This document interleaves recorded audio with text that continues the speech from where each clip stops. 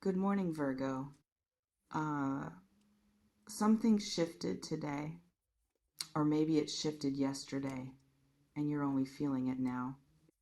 That strange, quiet tremor that moves through you when something is about to change. Not loud, not obvious, just a feeling like the air in the room is different, like the silence has a texture it didn't have before. And you don't know what to do with that. So you're here. Let's go in. There is a particular kind of waiting that doesn't look like waiting. It looks like living your life, going through the motions, waking up, making coffee, answering messages, telling people you're fine. But underneath all of that, underneath the routine, underneath the performance of normalcy, there is something holding its breath, something that hasn't fully exhaled in a long time. You know what I'm talking about. That part of you that still listens for a specific sound, a notification, a name on a screen, a voice you thought you'd made peace with, never hearing again or hearing differently. And every time your phone lights up, there is a fraction of a second so fast you almost miss it, where something in you asks, is it them? And then it isn't. And you put the phone face down and you keep going. That fraction of a second, that's what we're talking about tonight. What lives in that space, what it means, what it costs you. I want to talk about the echo first, because before we talk about the message, the unexpected call, the words that arrive when you've almost stopped believing they would, we need to talk about what's been living in the silence. Silence has weight. Most people don't realize that until they've lived in enough of it. The silence of someone who used to fill the room, the silence where their voice used to be, the silence after a conversation that ended wrong or ended too soon or didn't end at all, just dissolved like smoke, like you imagined the whole thing. And into that silence, you've been pouring yourself, your thoughts, your rewound memories, your 3 a.m. reconstructions of conversations that never happened, all of it echoing back to you in a space that was once shared and is now only yours. That's a particular kind of lonely, the kind that doesn't announce itself at parties, the kind that waits until you're in the shower or driving alone or in that exact moment before sleep and then sits down next to you uninvited. You weren't crazy to feel that way. You weren't weak for carrying it. It was real. It is real. But here's where it gets interesting. There is a version of this story, the unexpected message story, that people tell themselves in a very specific way. And I want to look at that story carefully, not to take it from you, but because some stories told long enough start to become the walls of the room you live in. The story goes like this. If they reach out, everything will make sense. If they reach out, the gap closes. If they reach out, I'll finally be able to breathe again. If they reach out, it means I wasn't wrong. It means it was real. It means I matter. Hold on. I need to stay here for a moment because this is where something important lives. The reaching out, the call, the text, the message, it is not the thing that will make you able to breathe. I know that's not what you want to hear, but if you need their voice to confirm that you matter, then what happens to you in all the silence between? What happens to the version of you that exists when no one is reaching? That version of you, the one in the quiet, the one between notifications, the one who keeps showing up even without confirmation. That person is the one I'm speaking to tonight. Let me talk about the archetype of the one who went quiet.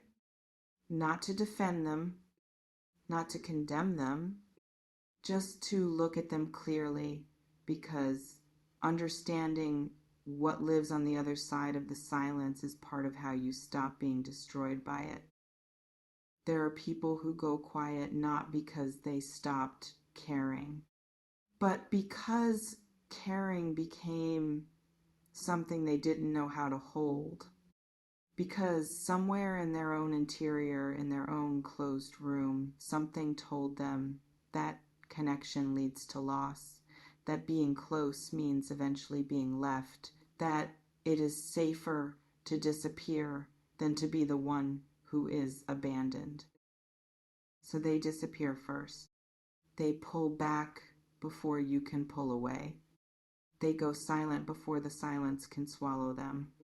And from the outside, it looks like coldness. It looks like indifference.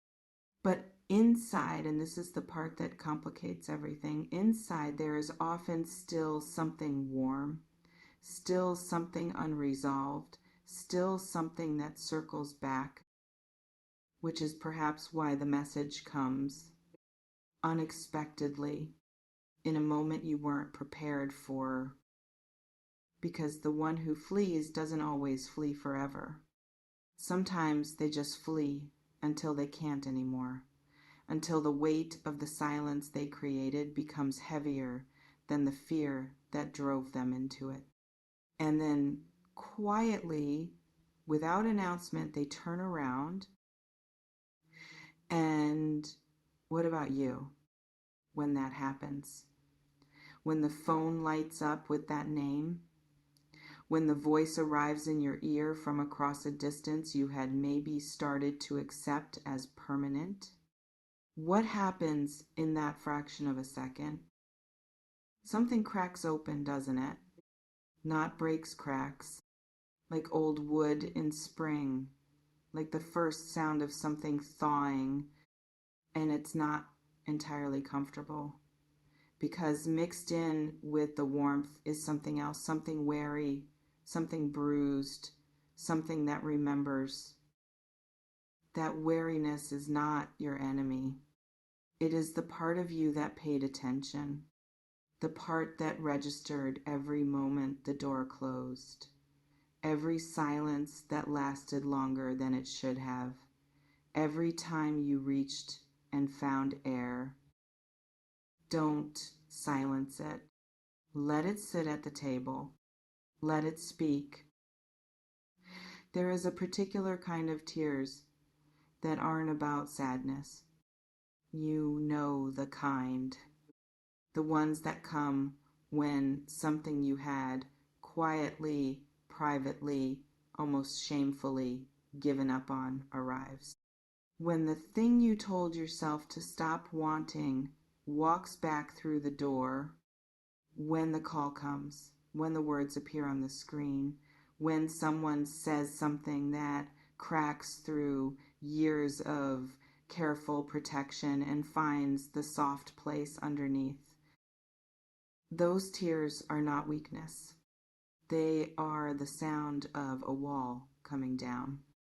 And walls that come down were always only standing because something needed protecting. What were you protecting? What did you build the wall around? Maybe hope, that fragile, stubborn, impossibly resilient thing, the thing that refuses to fully die no matter how many times you try to bury it quietly and move on. Hope is not delusion. Hope is the part of you that has not yet been convinced that the story is over. And sometimes, not always, but sometimes it is right.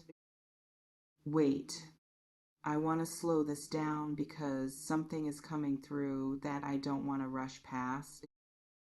There's a difference between a message that opens something and a message that reopens a wound.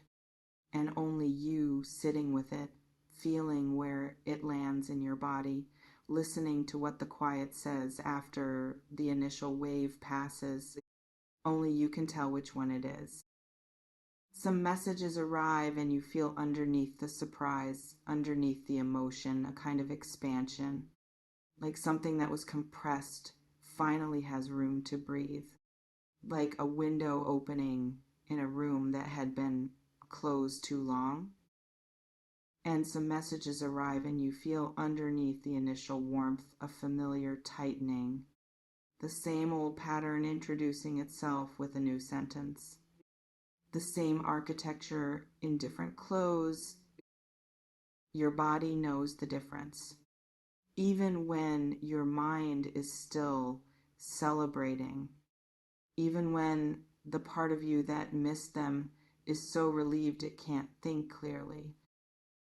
Trust the body. Trust the quiet signal underneath the noise. The labyrinth.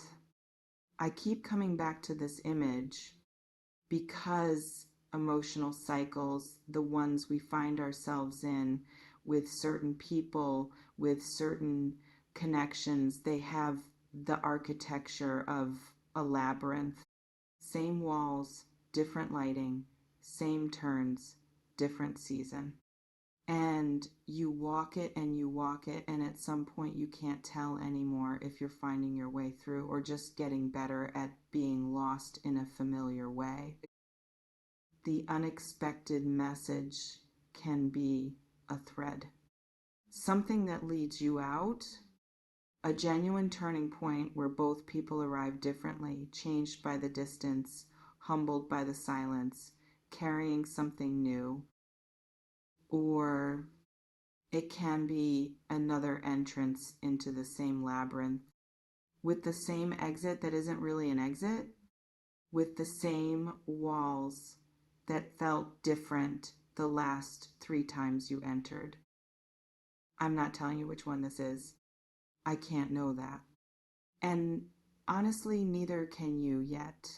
Not in the first rush of feeling, not in the first wave of relief or joy or grief, or all 3 at once. What I am saying is, don't decide in the wave. Wait for the water to settle, and then look at what's on the ground. There's something else. Something I don't want to skip over because I think it matters more than anything else we've talked about tonight. While you were waiting, in all that silence, in all that unnamed anticipation, who were you becoming? Because the waiting is never just waiting. Something happens in it, something shifts. You learn things about yourself in the quiet that you couldn't have learned in the noise. You discover which parts of you hold and which parts dissolve. You find out what you're made of when there's no one there to reflect you back. That is not nothing. That is not wasted time. That is, even though it didn't feel like it, a kind of forging. The kind that only happens under pressure, under heat, under the particular weight of a silence that wouldn't lift.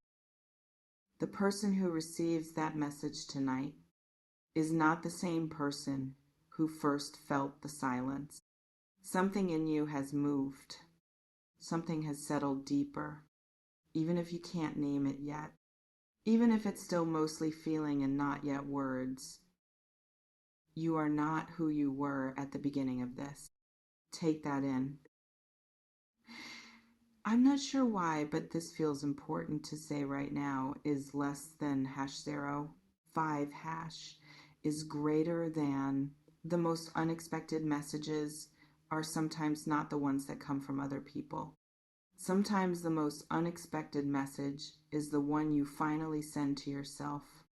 The moment you stop waiting for someone else's words to give you permission to feel okay, the moment something in you, tired, quietly, without fanfare, decides to close the loop internally, to stop holding the door open with everything you have, to put the phone down, not in defeat, but in a kind of dignity.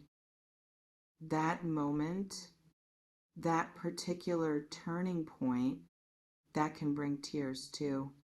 The best kind. The kind that feel like release rather than loss.